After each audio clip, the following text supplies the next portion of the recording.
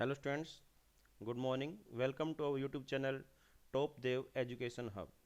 आज हम 11th chemistry में चैप्टर जो 6 है थर्मोडायनामिक्स, तो इसमें बेसिक टर्म्स क्या होती हैं, जो जो यूज हैं बेसिक टर्म्स का, वो स्टडी करेंगे। तो सबसे पहले हमारे पास थर्मोडायनामिक्स क्या है। Thermodynamics is a branch of chemistry that deals with energy, it's forces and it's inter conversion. यानी कोई भी केमिकल रिएक्शन है, वहाँ पर किस प्रकार की एनर्जी है, किस प्रकार की फोर्सेज काम करती हैं, किस प्रकार से एनर्जी को एक दूसरे में कन्वर्ट किया जा सकता है। ये जो स्टडी करते हैं केमिस्ट्री की, उस ब्रांच को हम थर्मोडायनामिक्स कहते हैं।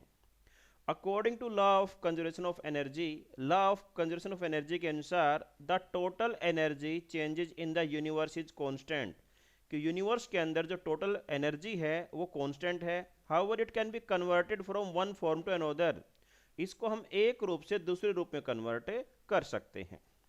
The simplest form of energy is heat, और हीट का जो सिंपल फॉर्म है वो हमारे पास है हीट। ये तो हमारे पास थर्मोडायनेमिक्स क्या होता है, जो चैप्टर का नाम है वही हमने किया। अब कुछ बेसिक टर्म्स हैं। सबसे पहले हमारे पास है universe. Entire part that surround us is called universe. हमारे आसपास का पूरा इलाका जो हमारे चारों तरफ रीजन है उसको हम यूनिवर्स कहेंगे। इट हैज़ टू पार्ट्स, इसके दो पार्ट रहेंगे, सिस्टम एंड ए सराउंडिंग। अब सिस्टम क्या है और सराउंडिंग क्या है ये देखें ध्यान से। System, A part of the universe that is under investigation. Universe का वो पार्ट जहां पर हम कोई भी केमिकल रिएक्शन स्टडी कर रहे हैं उसको हम सिस्टम कहेंगे। सराउंडिंग क्या है? The part of the universe other than the system. System के अलावा जो वहां पर यूनिवर्स का पार्ट रह गया है उसको हम सराउंडिंग कहेंगे। जैसे कि मान लिया कि हमारे पास ये रीजन है कोई भी, और यहाँ पर हम ये केमिकल रिएक्शन करवा रहे हैं एक बीकर के अंदर। ये हमारे पास एक बीकर है, इसके अंदर हम एक केमिकल रिएक्शन करवा रहे हैं। तो जो बीकर के अंदर का जो पार्ट है, जो जहाँ पर हम रिएक्शन कर रहे हैं, ये हमारा सिस्टम कहलाएगा। और इसके चारों तरफ का जो रीजन है ये हमारा सराउंडिंग कहलाएगा। और ये कंप्लीट हमारे लिए यूनिवर्स है। इसके बाद हमारे पास है, we have three basic type of system. तीन बेसिक टाइप के सिस्टम रहेंगे। कौन से हैं? Open system, close system and isolated system. तो ओपन सिस्टम क्या है? Which can exchange energy and matter. ऐसा सिस्टम जहाँ पे एनर्जी का भी एक्सचेंज हो, मैटर का भी एक्सचेंज हो, ऐसे सिस्टम को हम कहते हैं ओपन सिस्टम। कि open system which can exchange energy and matter with A surrounding, जहाँ पर सिस्टम से सराउंडिंग के बीच एनर्जी का और मैटर का दोनों चीज़ों का एक्सचेंज हो, उसको हम कहेंगे open system. Example, A cup with T. Cup है, चाय का कप है, तो वहाँ पर एनर्जी का भी लॉस होगा और मैटर का भी लॉस होगा। नेक्स्ट, क्लोज सिस्टम क्या है? Which can exchange energy. ऐसा सिस्टम जहाँ पे एनर्जी का तो एक्सचेंज हो बट नॉट मैटर, मैटर का एक्सचेंज ना हो सराउंडिंग के साथ, ऐसे सिस्टम को हम कहेंगे close system. Cup of tea with lid, यानी कि चाय का कप है, ऊपर उसको कवर कर रखा है, तो वहाँ पे वो चाय है, हीट का एक्सचेंज होगा, वहाँ पे एनर्जी का एक्सचेंज होगा, लेकिन मैटर का लॉस नहीं होगा। नेक्स्ट हमारे पास है third, isolated system. Isolated system किसे कहेंगे?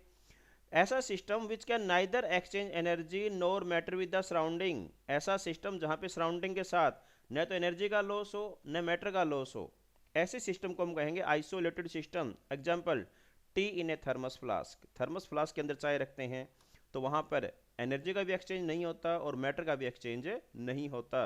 नेक्स्ट हमारे पास state of the system. Next term हमारे पास है state of the system. State of the system का मतलब क्या है? The state of the system means the condition of the system. State of the system का मतलब है conditions of the system which is described in term of certain observable property, जिनको कुछ property के हिसाब से हम बता सकते हैं, टेम्परेचर, प्रेशर, वॉल्यूम के हिसाब से, तो ऐसे इनको हम बोलते हैं state of A system. Next हमारे पास है स्टेट वेरिएबल्स। स्टेट वेरिएबल्स क्या होते हैं? The properties of the systems are called state variables. जो सिस्टम की प्रॉपर्टीज हैं उनको हम स्टेट वेरिएबल्स कहेंगे। नेक्स्ट हमारे पास है स्टेट फंक्शन। स्टेट फंक्शन क्या है? It is the property that depend upon initial and final states. ऐसी प्रॉपर्टी जो इनिशियल और फाइनल स्टेट पे डिपेंड करती है, but irrespective of the path followed, क्या पाथ फॉलो हुआ है, किस प्रकार से वो इनिशियल और फाइनल स्टेट प्राप्त की है, उस पर डिपेंड नहीं करती। ऐसी प्रॉपर्टी को हम स्टेट फंक्शन कहेंगे। एग्जाम्पल है एंथैल्पी। नेक्स्ट हमारे पास है मैक्रोस्कोपिक प्रॉपर्टीज। नाम से पता चल रहा है मैक्रो, मैक्रो का मतलब लार्ज। तो ध्यान से देखिए मैक्रोस्कोपिक प्रॉपर्टीज क्या हैं। They are the properties that depends upon the bulk behaviour, जो बल्क बिहेवियर पर यानी कि large number of chemical species पर जो डिपेंड करें उनको हम कहेंगे मैक्रोस्कोपिक प्रॉपर्टीज। एग्जाम्पल है टेम्परेचर, प्रेशर एटसेट्रा, तो ये हमारे पास रहेंगी मैक्रोस्कोपिक प्रॉपर्टीज। इसके बाद हमारे पास रहेगा कि these macroscopic properties are of two types. ये मैक्रोस्कोपिक प्रॉपर्टीज है वो दो टाइप की रहेंगी। कौन सी हैं? एक्सटेंसिव प्रॉपर्टीज और इंटेंसिव प्रॉपर्टीज।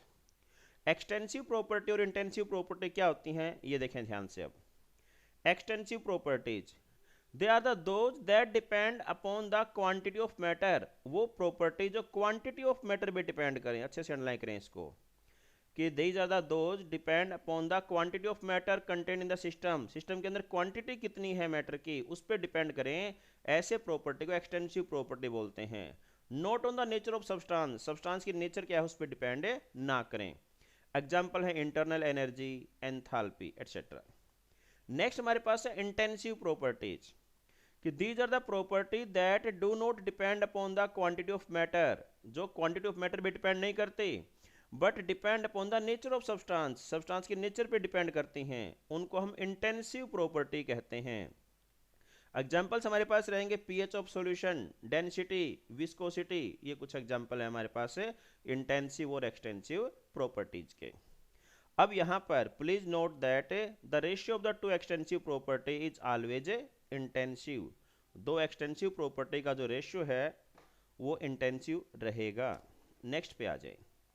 इसके बाद हमारे पास रहेंगे कुछ हमारे पास प्रोसेस हैं, कुछ थर्मोडायनामिक प्रोसेस कि there are different type of process. तो सबसे पहले हमारे पास है isothermal process, the process that occurs at constant temperature. वो प्रोसेस जो कांस्टेंट टेम्परेचर पर हो उसको हम आइसोथर्मल प्रोसेस कहेंगे। Adiabatic process, the process in which no heat exchange occur, ऐसा प्रोसेस जिसमें कोई हीट का एक्सचेंज ना हो। नेक्स्ट है isochoric, the process that occurs at constant volume, ऐसा प्रोसेस जो वॉल्यूम कांस्टेंट पे हो।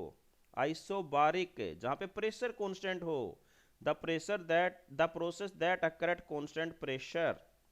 नेक्स्ट हमारे पास है reversible process, the process in which all changes occurring and it can be reversed, जो चेंज है उनको रिवर्स किया जा सके उसको रिवर्सिबल प्रोसेस कहेंगे हम।